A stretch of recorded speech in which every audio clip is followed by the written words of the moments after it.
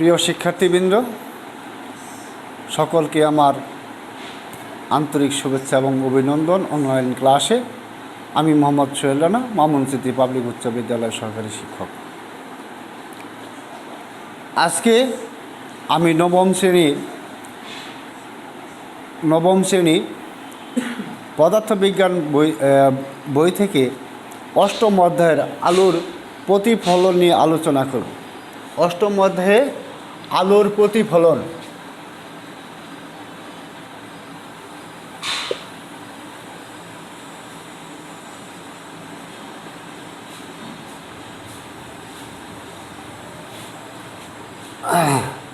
আলোর প্রতিফলন নিয়ে আলোচনা করব।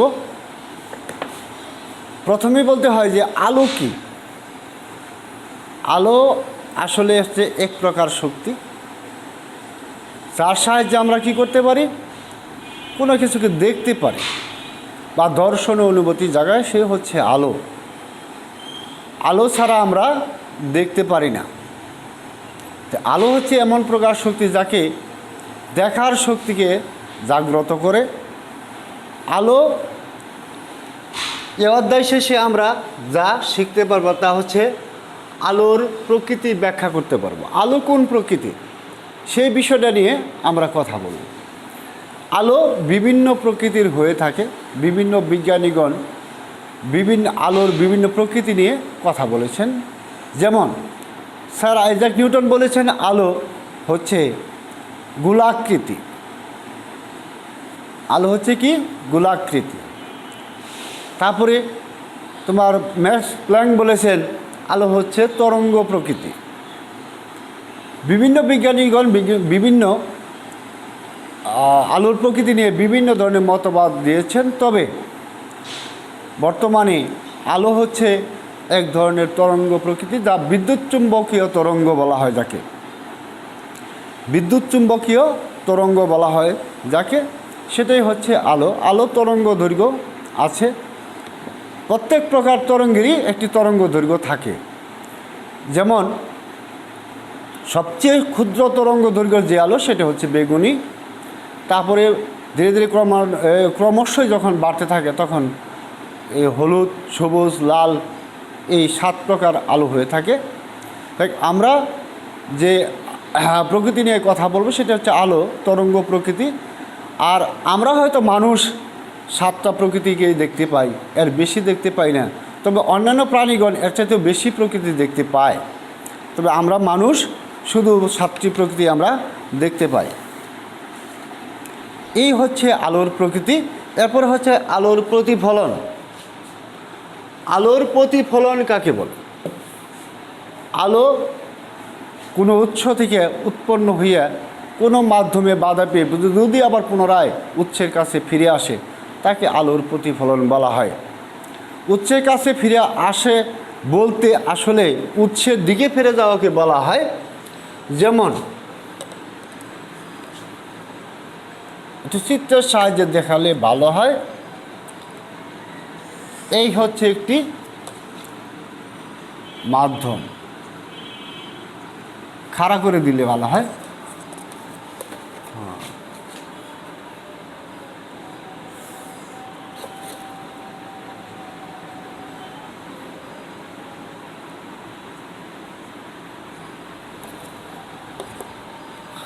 এই মাধ্যমে আলো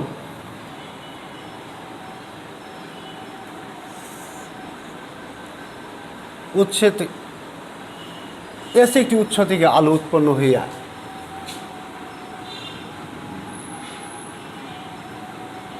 আর একটি মাধ্যমে বাধা পেয়ে যদি পুনরায় উৎসের কাছে ফিরে যায়, তাহলে বলা হবে একে আলোর প্রতিফলন।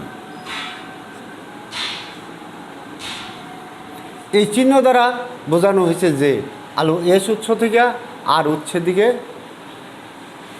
যাচ্ছে এবং আর উৎস থেকে প্রতিফলিত হয়ে আবার এস উৎসে ফিরে আসছে। এটি হচ্ছে আলো যখন লম্বভাবে আপতিত হয়, তখন আলো আবার লম্বভাবেই প্রতিফলিত হয়ে যায়। কিন্তু যদি আলো তির্যকভাবে আপতিত হয়,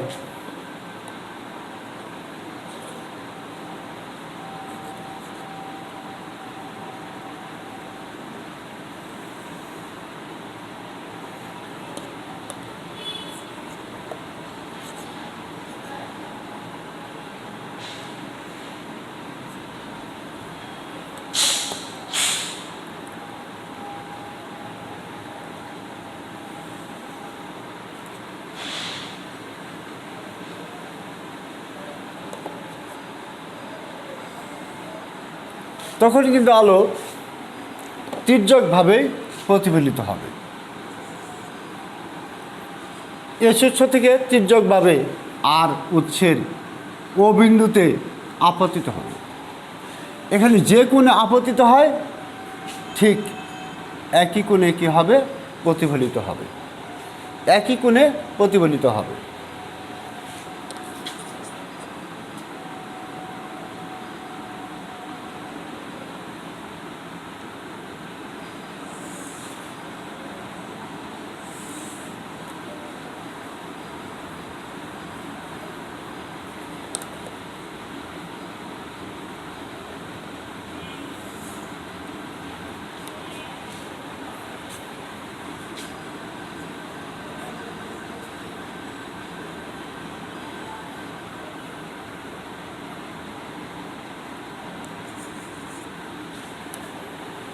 আলো যদি এস উৎস থেকে তির্যকভাবে আর উৎসের ও বিন্দুতে আসে তাহলে ও বিন্দু থেকে যে কোণে আপতিত হয় ঠিক একই কোণে আবার ওকিউ পথে প্রতিফলিত হবে।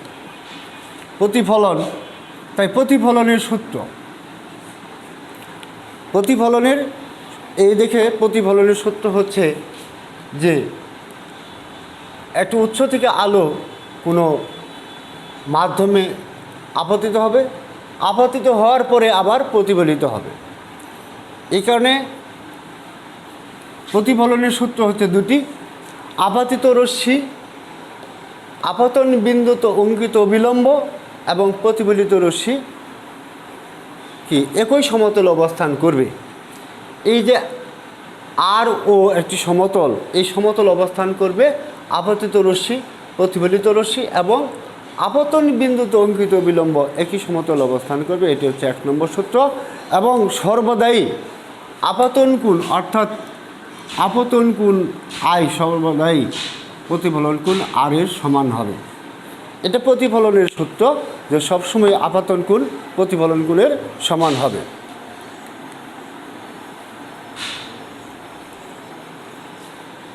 এখন এই যে আপাতিত রশ্মি এবং প্রতিফলিত রশ্মি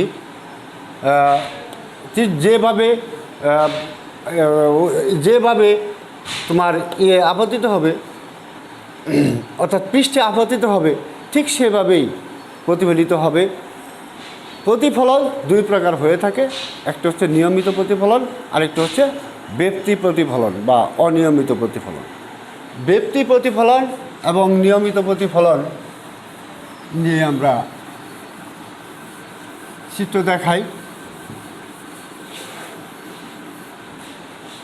নিয়মিত প্রতিফলন হচ্ছে এই রকম।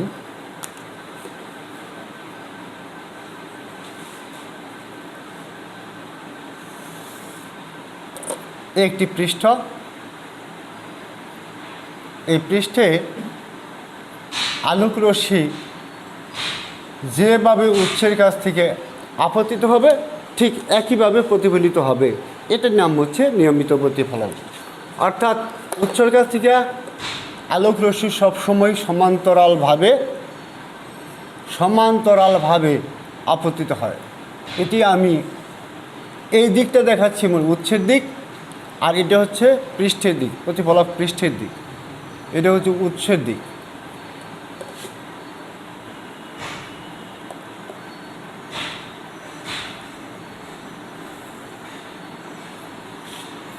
উৎস বলতে আমরা যেটা বোঝাই সেটি হচ্ছে যেমন প্রধান উৎস হচ্ছে আমাদের সূর্য, তাছাড়াও বিভিন্ন ধরনের লাইট আছে, এইটাকে আমরা উৎস বলতে পারি।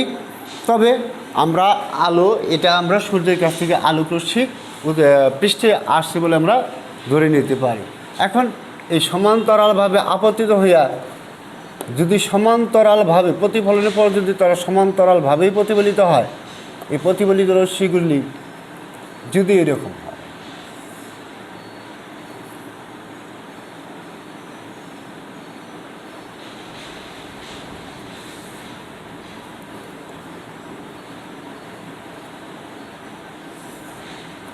যদি এরকম হয় যে এরকমটা হবেই, কারণ যখন এই পৃষ্ঠটা মসৃণ থাকবে তখন আলোকরশ্মি সমান্তরালভাবে আপতিত হয়ে সমান্তরালভাবেই প্রতিফলিত হবে, সমান্তরালভাবে আপতিত হয়ে সমান্তরালভাবে প্রতিফলিত হবে।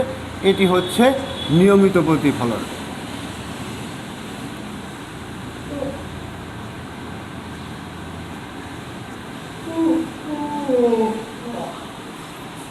আর যদি আলোকরশ্মি উৎসের কাছ থেকে সমান্তরালভাবে আপতিত হয়ে সমান্তরালভাবে বিক্ষিপ্তভাবে প্রতিফলিত হয়, তবে তাকে বলা হবে অনিয়মিত প্রতিফলন বা ব্যক্তি প্রতিফলন বলা হবে। যেমন সেটা চিত্র হবে এইরকম। আর তখন হয়ে থাকে সাধারণত এই পৃষ্ঠের কারণেই। পৃষ্ঠ যদি সমতল বা মসৃণ না হয় তাহলে সেই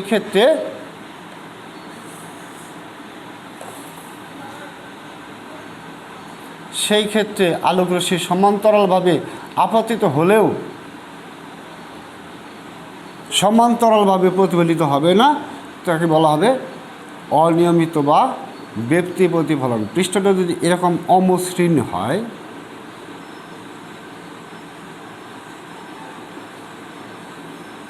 অমসৃণ হয় অর্থাৎ এবড়ো থেবড়ো হয়, আলোকরশ্মি উৎসের কাছ থেকে সবসময়ই সমান্তরালভাবে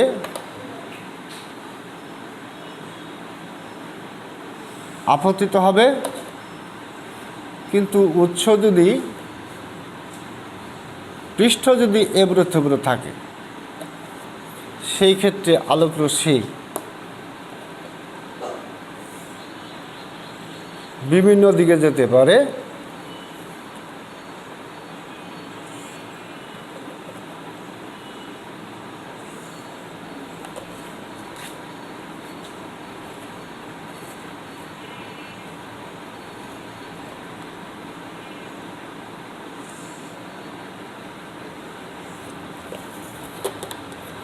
এই লাইনগুলো কিন্তু সোজা হয় নাই, কারণ কোনোটার সাথে মিল নেই।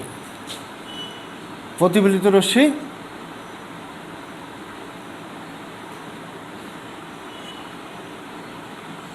বিশৃঙ্খলভাবে প্রতিফলিত হচ্ছে, এটিকে বলা হয় অনিয়মিত বা ব্যক্তি প্রতিফলন বলা হয়।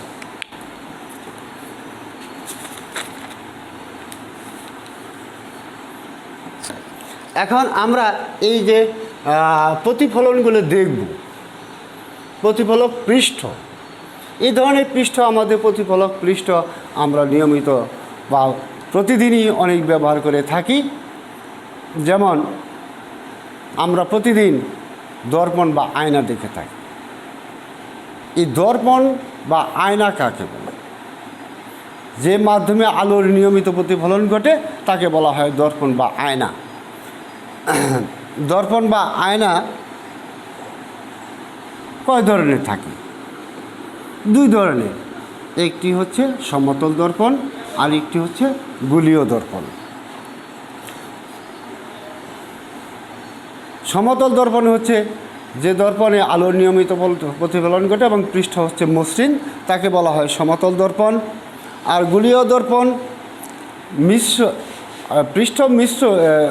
পৃষ্ঠ থাকবে মসৃণ কিন্তু আকৃতি থাকবে গোলাকার, তাকে বলা হবে গোলীয় দর্পণ।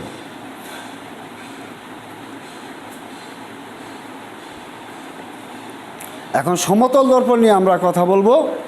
সমতল দর্পণ নিয়ে আমরা কথা বলবো। সমতল দর্পণে আলোর নিয়মিত প্রতিফলন ঘটে এবং এর পৃষ্ঠ থাকে মসৃণ। সমতল দর্পণে আলো সবসময় বস্তুর প্রতিবিম্ব উল্টো দেখা যায়, সবসময় উল্টো দেখা যায়। যেমন আমরা যদি দর্পণের সামনে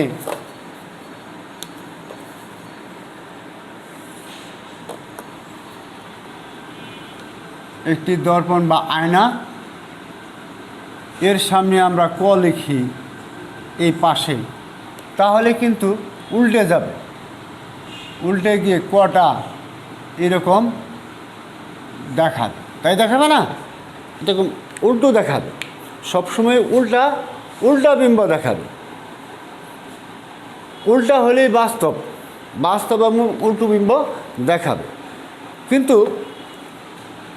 বাংলা 4 ইংরাজি 8 এর ভিতরে কোনো তফাৎ হবে না, কারণ এটা একই রকম এবং শূন্য শূন্য শূন্যই দেখাবে। এটি কিন্তু অবাস্তব আর বাস্তব নেই, এটি একই দেখাবে। যাই হোক, আমরা এই যে ক এই পাশে আবার ক দেখায় উল্টো, এটিকে বলা হয় বিম্ব। বিম্ব হচ্ছে তোমার যদি আলোকরশ্মি প্রতিফলিত হয়ে দ্বিতীয় কোনো বিন্দুতে মিলিত হয় বা দ্বিতীয় কোনো বিন্দু থেকে অপসৃত হয় বলিয়া মনে হয়, তাহলে সেই বিন্দুকে আমরা বিম্ব বলব।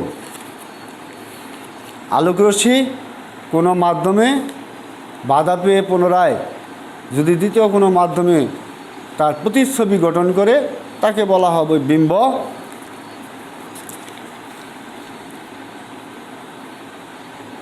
বিম্ব দুই ধরনের, একটা হচ্ছে বাস্তব প্রতিবিম্ব আর একটা হচ্ছে অবাস্তব প্রতিবিম্ব।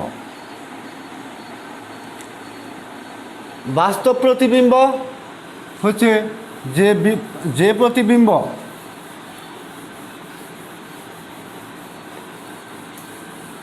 দর্পণে দেখা যায় এবং তোমার অন্য কিছুর উপর ফেলা যায়, যেমন নেগেটিভের প্রতিবিম্ব, এটা হচ্ছে বাস্তব প্রতিবিম্ব, এটাকে অন্য জায়গায় ফেলা যায়।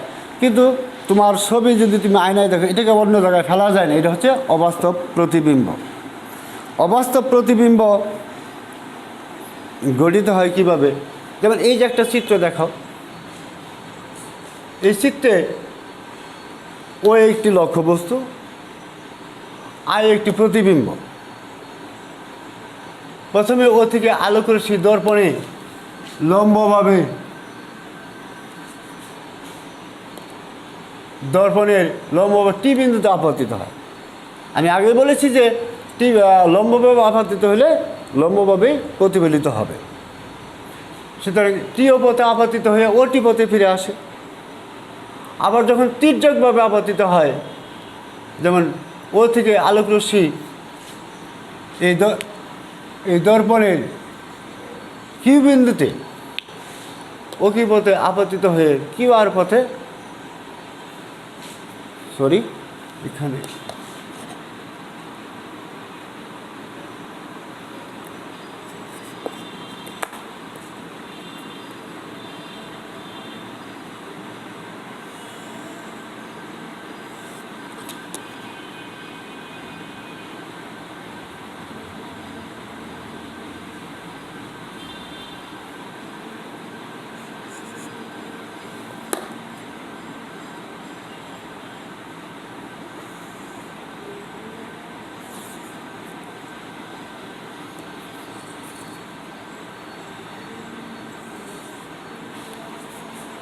দর্পণে কিউ বিন্দুতে আপতিত হয়ে কিউ আর পথে প্রতিফলিত হয়,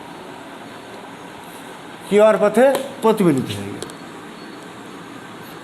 এখন আমরা এই প্রতিফলিত রশ্মিকে যদি আমরা পিছন দিকে বর্ধিত করি, তাহলে পিছন দিকে বর্ধিত মানে এটা আসলে তো দর্পণ দিয়ে সোজাসুজি যাওয়া যাবে না, এটা আনুমানিক কাল্পনিক দেখে এটাকে ডট ডট দেওয়া হয়।